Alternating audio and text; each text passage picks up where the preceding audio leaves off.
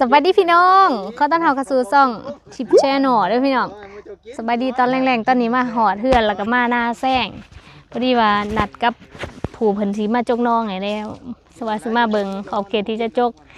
แล้วก็มื้อนี้ก็สิพาพี่น้องมาเบิ่งหน้าข้างๆเพิ่นมาดุดเรียบร้อยเลยพี่น้องแป้นเติร์ด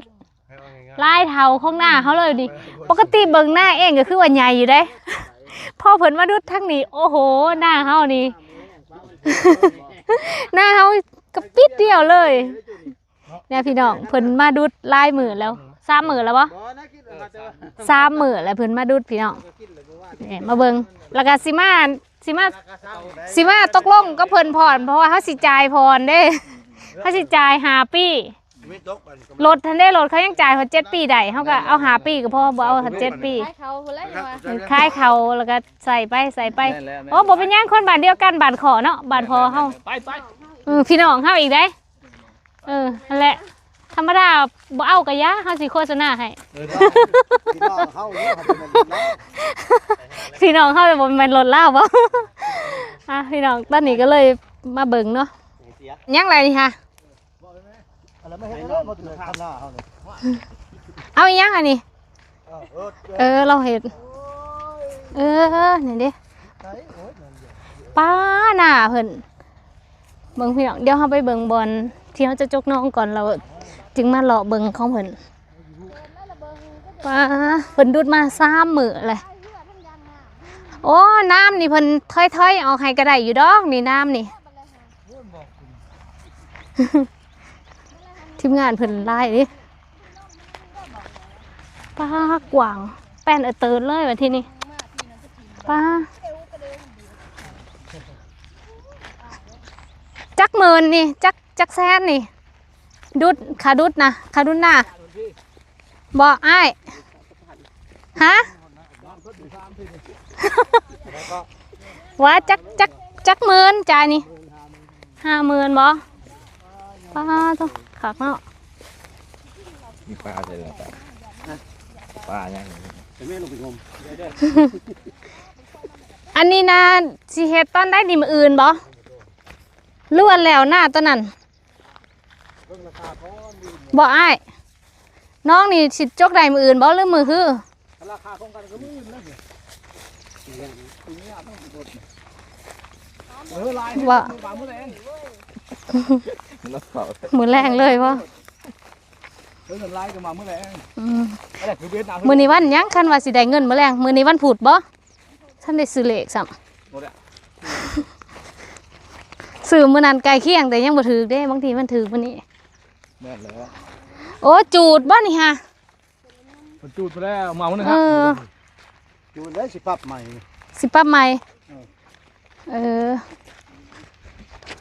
เขาประตูมันสิเห็นบ่มันชูมตากว้างเลยโอ้โหเป็นทงใหญ่ได้นี่กะเป็นยังได้จักไห้ได้จักซ้อมไห้นี่ได้แหยกเบิ่งอยู่บ่ได้จักไห้น้ำปักอะไรบ้านี่นี่แหละนี่ไห้หน้านี่แหละนี่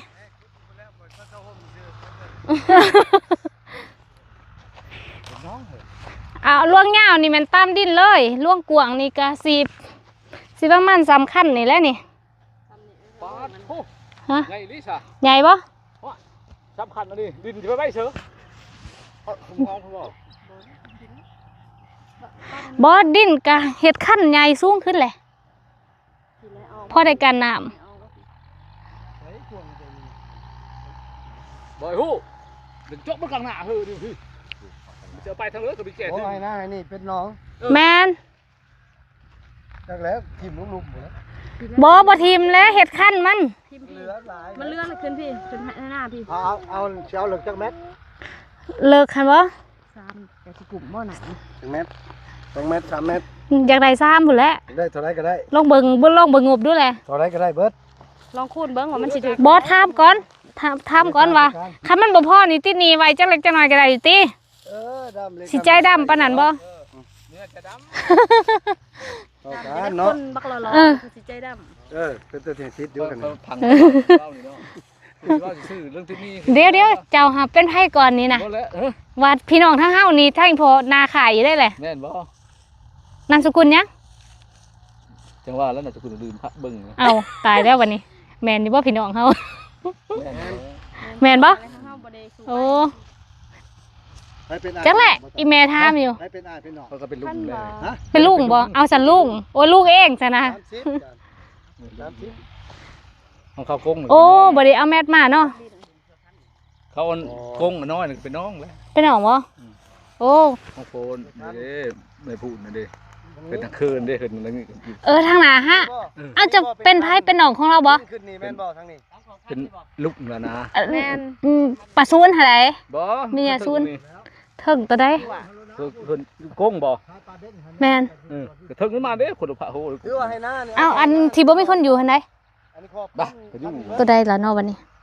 เพิ่นกงบนตัวไหนเพิ่นโมเด้ต้องถึง ฮอดใหญ่คือดีมันบ่ตัวนี้ล่ะ ฮอดขั้นนี่แหละ อันนี้บ่คันใหญ่ดอกอันนี้มันมีคันเลยเด้ ลายได้ดิ มันก็สิบ่เจือนติบ่เพราะว่า เจอนี่ เตือนบ่ โอ้ยจำนี้บ่อยู่ดอกจำนี้มันลงบ่ เพื่อแต่นี้ไปติเพื่อนก็ได้ เยือนหมด เวลาอันจกหันเฮาอยากให้จกอันน่ะเด้อจกข้างหมู่บ่ให้จกสื่อลงจังซี่เฮ็ดสลบ เห็นนั่นนั่นอยู่แล้ว ได้ ได้สลบนะแต่เอาดินเราจะไปทิ้งเฉย ดินจกอันนี้ก่อน หลายดิน3เมตร ดินนี่บ่ เออ 3เมตรเนาะ ลายก็ได้เอาไว้นี่ อันเน้นนักค่ะแม่นขั้นนี่แหละนี่ขั้นนี่ พวกเทียงอยู่นี่บ่ บ่มาแลบางเทื่อว่ามีเงินก็หาเงินมาดุดปั๊บเฮ็ดให้หน้าเลย บ่สมมุติว่าคอยเอาดินน้ำมาใส่หน้านี่หน้ามันสิสูงกว่าอันนั้นแม่นบ่มันก็สิเฮ็ดอันนั้นอีก มันยังสิได้ปรับหน้าอีกคันทิมผีก็สิบ่ได้มันก็แฮงสิตื่นไปอีก บ่เฮาสิปรับหน้าอยู่ ขันมันต่ำเดี๋ยวคนเบิ่งดู บ่ แม่น เหลืออยู่แล้วเห็ดคัน เลอ โอ้ดินหลายได้3เมตร บ่หน้านี่เฮาอยากดุดเฮาอยากปรับอยู่เนี่ย บ่คุดกวางหอดผุนบ่ ฮะ บ่คุดกวางหอดผุนบ่สั่น บ่นะแต่ให้นี่ได้บ่ บ่อันผัดขยันบ่กวางขยันน้ำบ่หลาย เด้ขั้นเรานี่เราบ่เอาบ่ทิ่มใส่ขั้นเรานี่ก็ได้บ่อยากให้มันสูงบ่อยากกันน้ำไว้บ่ล่ะ ไม่แต่ว่าเอาเศร้าคูณเศร้า เช้าคุณเช้าเหรอ เลือก3 เมตร ก็มันมันก็สิกวางมันก็สิได้หลายอยู่ที่น้ำหน้าเฮาบ่ได้หลาย โอ้3เมตร มันพอบ่ซ้ำนี่นะ 1,000 ปลายเม็ดก่อนพุ่นแหล้ว คันบ่ บ่กล้าว่าพ่อบ่น่าซ้ำนี่เฮา โอ้ยพอ พ่อบ่เฮายังให้จกแล้วล่ะเฮ็ดอันน่ะเฮ็ดคุ้มลงให้มันมีลึกลงหั่นนะเพื่อให้ป้ามันอยู่ มันก็จุกลูกอยู่หั่นแหล้วกู บ่จุกลูกบอลหนึงเขาถ้าเป็นอยู่ไทยก็เจ้าสิเฮ็ดให้มันเป็นบอลเทิงตาหนามแม่นบ่ให้มันมีหูลงไปนี่หั่นนะ เลิกอีกเมตรนึงบ่ ให้มันมีคุ้มลงไป เนาะเอา2 แม่น ฟุตเลิกจากพื้น แม่น ลงไป ให้มันเป็นหู คุ้มละ เป็น แม่น เป็นหุมเป็นคุมเป็นหยัง พอนี่น่ะซะ ผมเนาะ ของคุ้มกับ ไม่แต่ว่าไล่ให้เราเลือกเศร้าคูณเศร้าเลย ได้แล้วนะได้ ซาคุณสาวประมาณซาคุณสาวบ่ซ้ำนี่ เพื่ออีก เศร้า นิด คู นึ ณ ง เศร้า มันลงไปย่างเลย คุณซ่า เอาเม็ดมาแทกคะแนนบ่ตอนอันนั้นน่ะ ได้ หรือกล้าด้วยสายตาโอ้แม่เท่าก็มีบ่ดีเอามาเนาะคันเฮาจกให้เดียวนี่พอเนาะหน้าน้ำ คุณซ่ามันก็บ่หอดผุนติมีแต่เสือคัน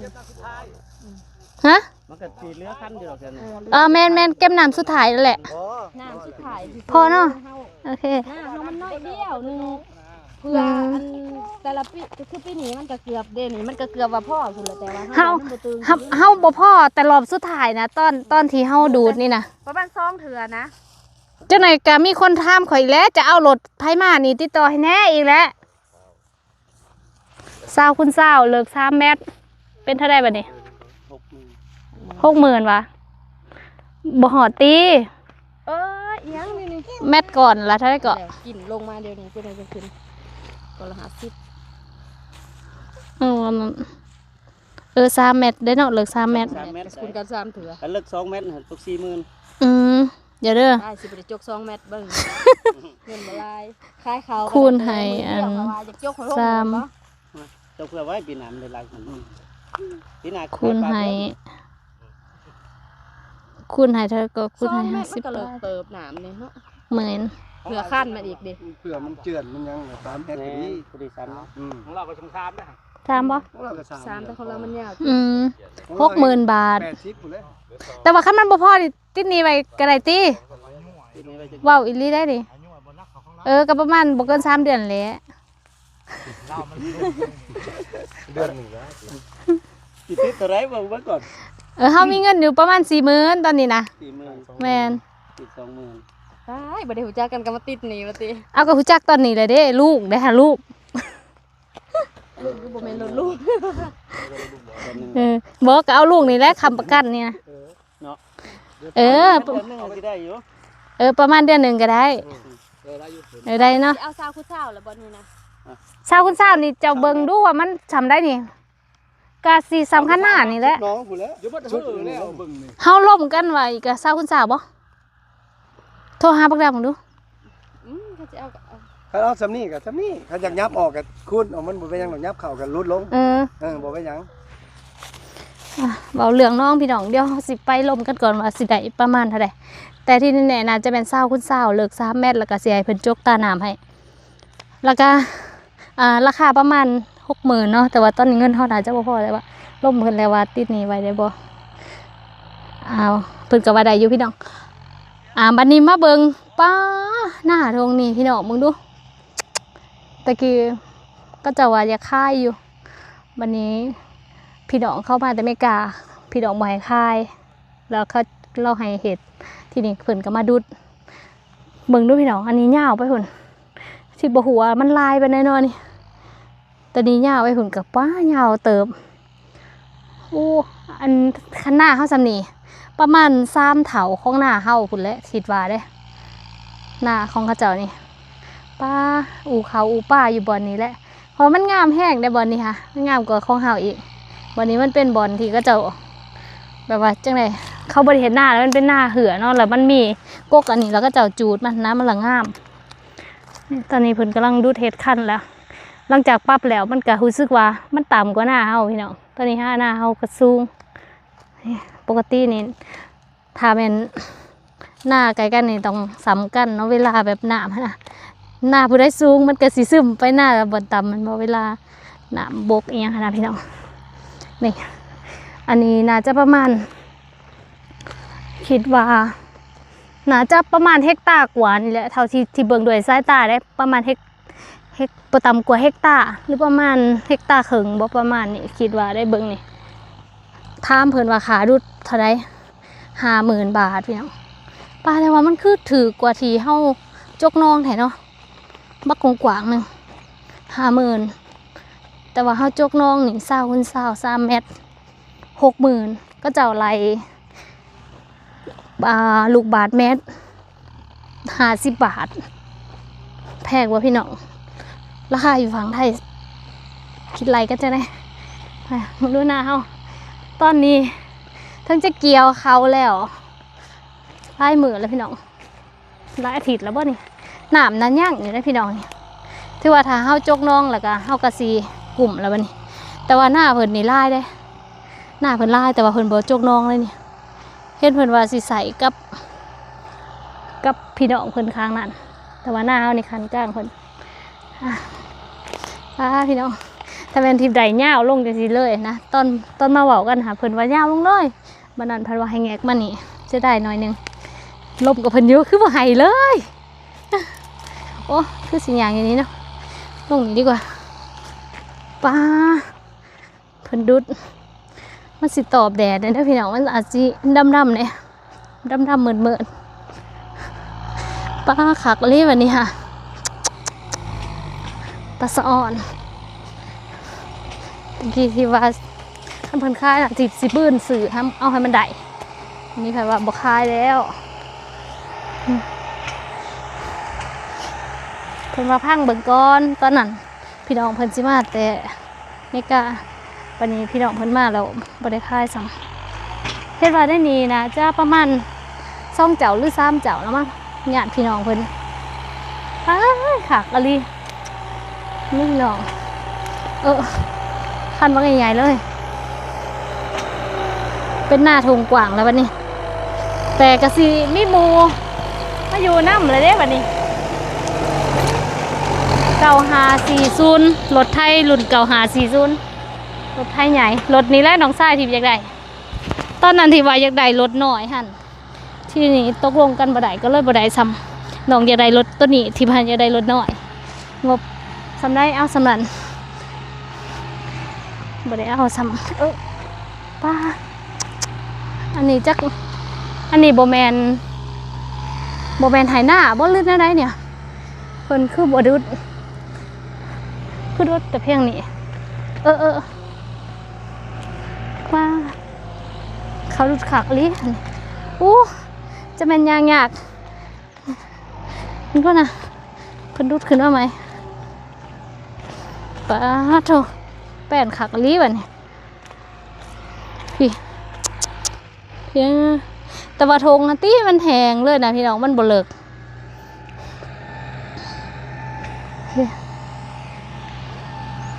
พี่ว้า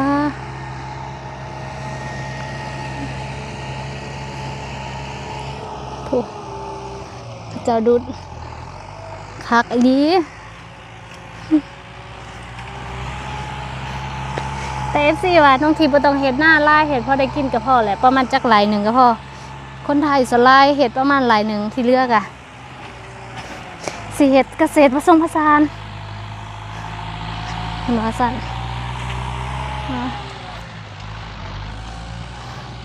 พี่กว้างวะพี่น้องกว้างไหมพี่วะตัวนี้ยาวไปพุ่นนาจะกว้างประมาณ100 เมตร100 กว่าเมตรยางมึงแต่ว่าเพิ่นคือดูดบ่หอดพุ่นเนาะบ่แน่ใจว่าดินเพิ่นหอดแต่นี้บ่หรือว่าหอดทั้งขึ้นไปตอนนั้นได้ยินแม่เฮ็ดหน้าข้างๆหน้าข้างซ้ายเพิ่นว่าดอนนี่ก็แม่นดินหยาดเขาเอิ้นว่าอิหยังพ่อปู่อีหยังคุณตาคุณยายเพิ่นนี่แหละได้ยินว่าซั่นดินก็จะเบิดว่าซั่นแต่เพิ่นคือบ่ดูดเอาสำนีก่อนบ่ก็บ่ฮู้อยู่แป้นเตือนเลยพี่น้องโอ้เขาแบ่งนิ้วอยู่โอ้ปีต่อมานี่สบายแล้วควายเฮาบ่ได้ไล่แล้วพี่น้องปีนี้มันมาวนแต่ทั้งเฮาเพราะว่ามันแป้นได้แถวนี้บัดนี้หน้าแป้นก็บ่มีแล้วเหลือแต่ทั้ง6ตอนนี้ดุดมาแล้ว3 วันท่านได้แล้วเถอะ50,000 60,000นี่ได้ดิดนะมันเป็นดิดแล้วนี่ที่ว่าจะเอาเก็บเมื่อปลูกผักอยู่นี่พี่น้องนี่มันผุยดีมือลงมาเอากระสอบลงมาใส่กันไปปลูกผักอะไรเนี่ยเฮาก็น่าจะได้แป้งคันหน้าอยู่แล้วก็แป้งพี่แล้วดุดทั้งนี้ให้มันหอดจำแดนเขาพี่แล้วนี่เด้รักแดนนี่เขาเสียดินขังพุ่นเขาก็มาเห็ดทางข้างผีต่อกุ้งใหม่นี่คือสีใดเอาออกหมดเลยแล้วก็เอาไปเห็ดเสาเที่ยง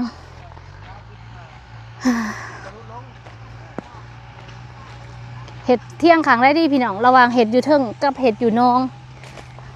หรือว่าเห็ดเสี่ยงอยู่เทิงแล้วก็อยู่บนหาดไปปลูกศาลาไว้ถ่ายคลิปบ่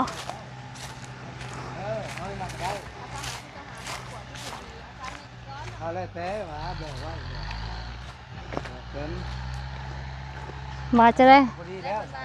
ฮะตั้มให้หน่อยให้คล้องก็ให้นั้นเป็นไฮนึงแล้วก็ดูดอันนี้เป็นฮัทเป็นเงินนึงคนละกันสิเฮ็ดมันหนึ่งบ่ไม่เขาพี่ใบหนูมีอะไรไม่เนี่ยออกมื้อแรกเห็ดเช้าเที่ยงโอ้ยขูดเก่าออกแล้วมันจกตดใส่กระปิ้วเลยนะเนาะคือว่าเบิ่งไทยเฒ่าแก่ค่ายเขาพี่นายฮะสบายดีพี่น่ะแล้วในเขาลายอันนี้เฒ่าแก่พี่นายเนี่ยอันนี้เฒ่าแก่พี่นี่นี่เด้อพี่นี่เด้อเราได้เข้ามันได้เข้าหายเราได้ลายกว่าเฮาเด้หมอนี่เราบ่ได้เฮ็ดดอกไผเฮ็ดจ้ะเฮ็ดหน้านี่นะแม่นเนาะเดี๋ยวเจ้าก็เมื่อยเดี๋ยวเราเมื่อยแล้วก็คายเนาะมันกว้างกว่านี้มันบ่อยากกว้างจังคายตัวนี้เราไปเฮ็ดตัวนั้นแม่นเด้ได้เงินก็ได้เข้าก็ได้แม่น เจ้าขายอยู่มีไฟซื้อ แมนบ่คือว่าตัวนี้ก็ทามสื่อขึ้นอยู่แมนบ่ เงินเลือดทงเลยเคยบ่ละสิคายจิ เฮ็ดลินซื่อๆอู้ เงินเราคายปากอะไปได้เด้ บริจกน้องบ่ตอนนั้นเจ้านี่บริจกน้องบ่โอ้ ยังพันจกที่ดาวไปแล้ว คิดหนาบ่ ด้านไปหัวปีนแล้วตัวเขาอยู่ไกลเนี่ย อันนี้ก็จกกันแล้ว สิจกใหม่คือกันบ่ จกกันครับ จกไสโอ้จกคลองยาวมาพี่เลย ต่อเลย อ๋อมันจึงดูสบายเนาะคันดินกว้างเฮาก็อยากเฮ็ดแนวนั้นอยู่เนี่ยเฮาพดินน้อย